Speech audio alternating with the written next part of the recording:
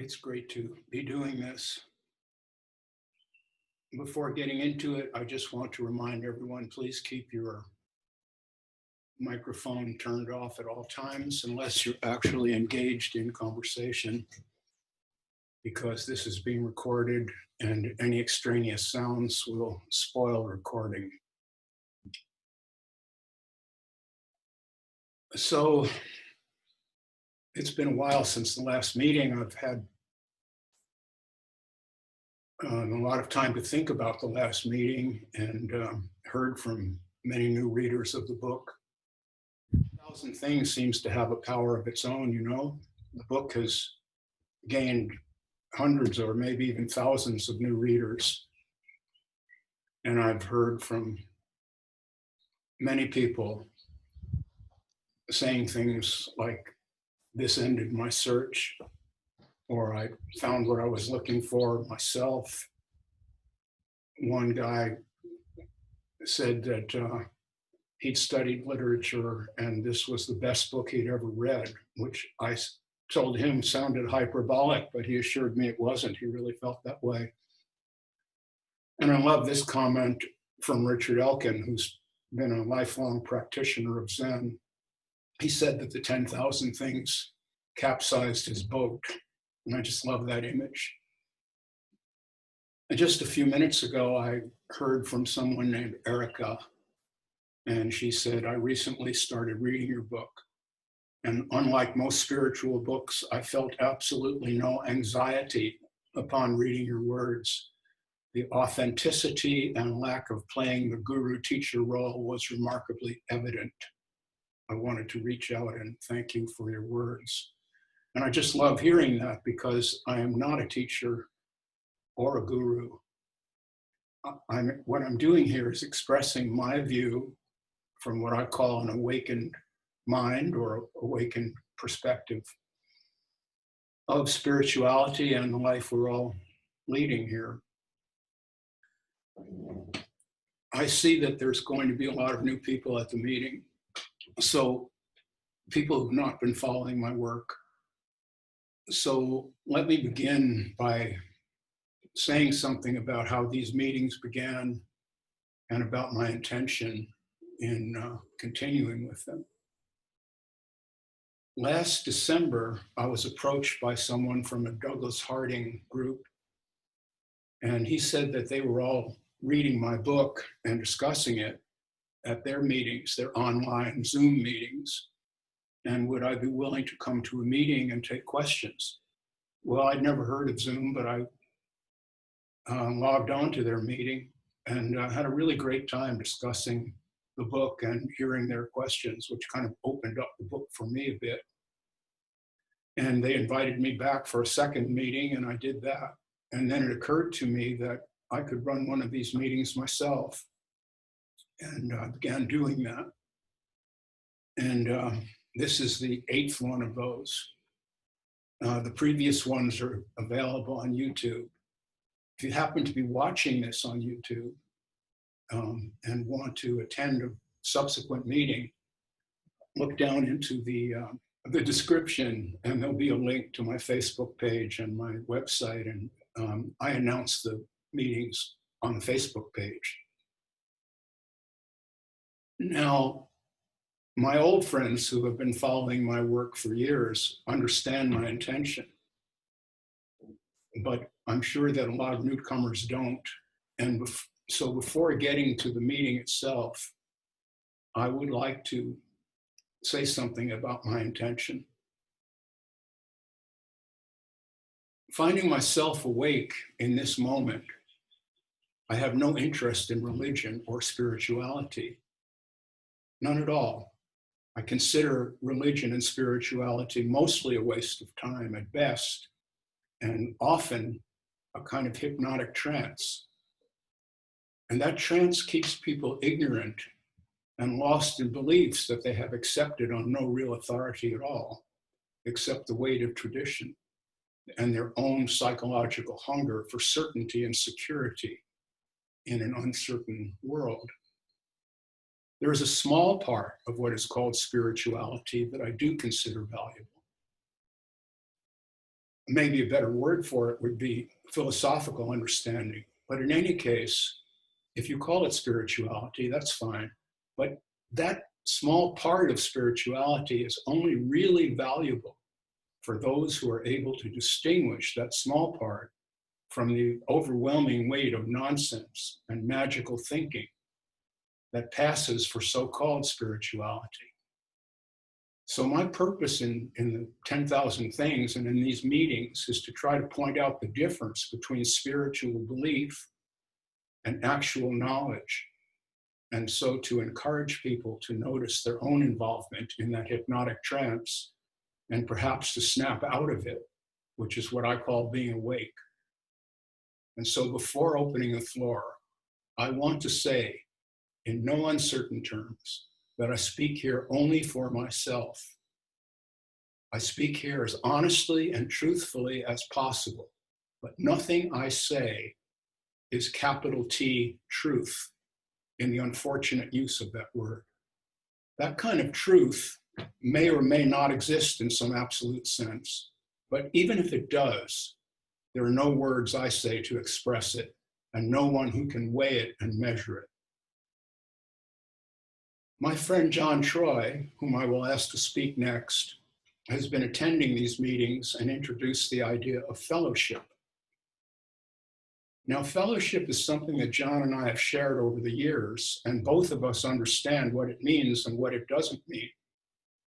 What it does not mean is that a meeting like this constitutes any kind of club or tribe with Robert as the leader. I do not, and I will not accept that role.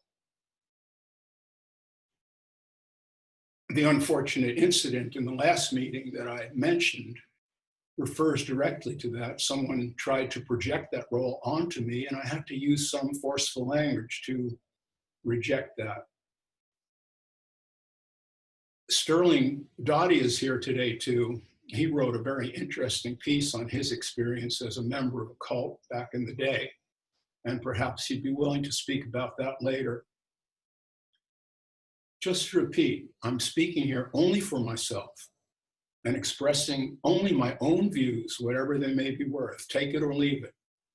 And the only tribe I consider myself part of is the tribe of all living beings, not just human animals, but all animals with sentience. I don't care who you think you are. I don't care where you live. I don't care what physical appearance, gender, or sexuality you bring to the table.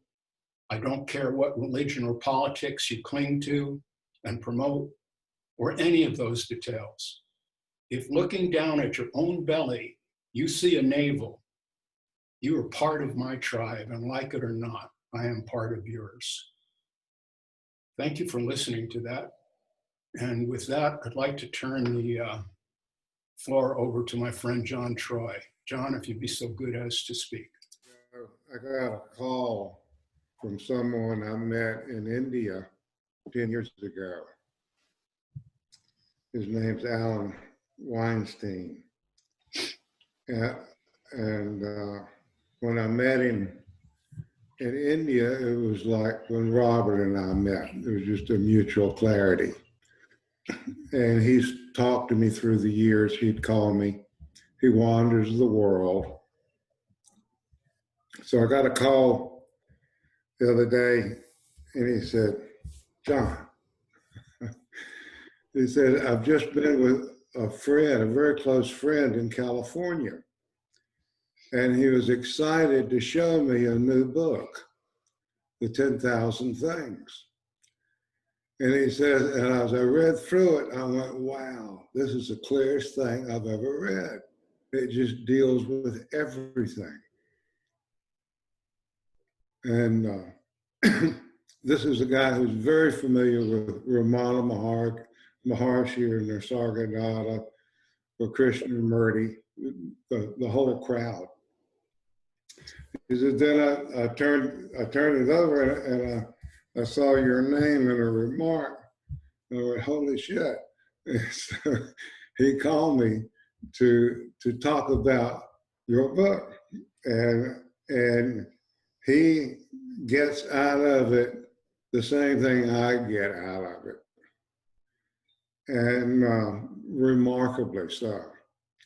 And it was really neat to hear that from the out there in the great unknown, that that book had found its way to my friend and his friend, who were long termers in this whole spirituality affair, and that this affirms your opening remark about how it is touching and edifying deeply those who have the good fortune to open it, read it, and receive a mutual affirmation. It's really just pristine common sense. So that's my report.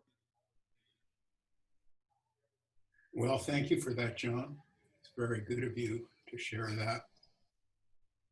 So at this point, I'd like to open the floor to questions and comments of any kind. If you want to speak, just turn your mic on and ask for my attention, and you'll have the floor. Go right ahead, someone. Robert, this is David. Hello, David, you're on. Yeah. So I've just got a kind of a question about the conscious mind and the unconscious mind, and how that relates to being awake. You know, I've read a lot of what you've written about and what you said about being awake, and I'm just kind of curious about how you see the conscious mind and the unconscious mind relating to that whole thing. Okay. What I mean by awake is really very simple. What it means to me is that in this moment, I perceive a flow of all kinds of information, thoughts, feelings, perceptions, doubts and fears, whatever. And I understand that I am not making any of that. All of that is simply just arising. What we do on the level of ego, which is the conscious mind, is to take part of that and call it myself. But we're not in control of any of it. I have no idea what I'm about to say next. These words just bubble up. I think that's true of all of us. And that's what I mean by being awake. Now, psychologists have understood that there's a part of oneself that can be known consciously, thoughts and feelings, and there's another layer of thoughts and feelings which cannot be known consciously, but they still influence us. We know them in other ways. We know them in slips of the tongue. We know them in dreams. That is the so-called unconscious poking a bit of itself into consciousness. And so in depth psychology, we have learned to work with dreams and other information like that in order to try to understand a bit more about our motivations. But on the level of what we are discussing here, that distinction isn't really important, because in a real sense, it's all unconscious, in the sense that it's happening automatically without choice, prior to choice. Does that get at your question, David? Yeah, I think so. So the conscious, I mean, when you talk about being awake, you know, I understand whatever perceptions, thoughts, feelings come into awareness, right? And so that coming into awareness to me sounds like conscious awareness. And is it possible that things that are in unconscious sometimes come to conscious awareness? I mean, you gave a couple examples, but you know, the mind is, the brain is processing zillions of things every second, and some things kind of get your attention, say, hey, this is important, and it comes up to your conscious mind. And so anyway, I've just been thinking about that kind of stuff relating to your ideas of being awake is just seeing what's right in front of you. So, Okay, I think it was Alan Watts who said that what we call consciousness is like a flashlight. You shine it one place or another and you see what's there, but meanwhile the rest of the world is still there, but you don't know about it. mm-hmm. So that's what I would call consciousness. Now, there's been a misuse of that word. I call it a misuse, to imply that there's some kind of higher level of being that's called consciousness that's just always here, and you are that. Well, that's really doubtful in my view. I think what you are is whatever you are consciously in this moment. That is myself. And really what we are is not myself, but this entire aliveness or organic process about which we know almost nothing. We know almost nothing about what we really are. And one of the things I've gone after in the 10,000 Things is this tendency in spirituality, especially, of people claiming that they know things or that someone else knows them. Ramana Maharshi or whoever is on the pedestal at the moment, that these people know absolute truth. And I say that's nonsense. Okay, David? Yeah, thanks. Yeah. Someone else? Before I continue, I just want to underscore what I said in the preamble to this meeting. When I say it's nonsense, that's my point of view. That's just my point of view. Please don't believe me. Just hear it. Allow yourself to be influenced by it. You can't help it. You just heard it. Can't erase what you just heard. But I am not attempting and never have attempted to define reality or truth for anyone. And I'm only emphasizing this because there was an unpleasant incident, unpleasant for me at the last meeting, in which someone expected me to take responsibility for his feelings.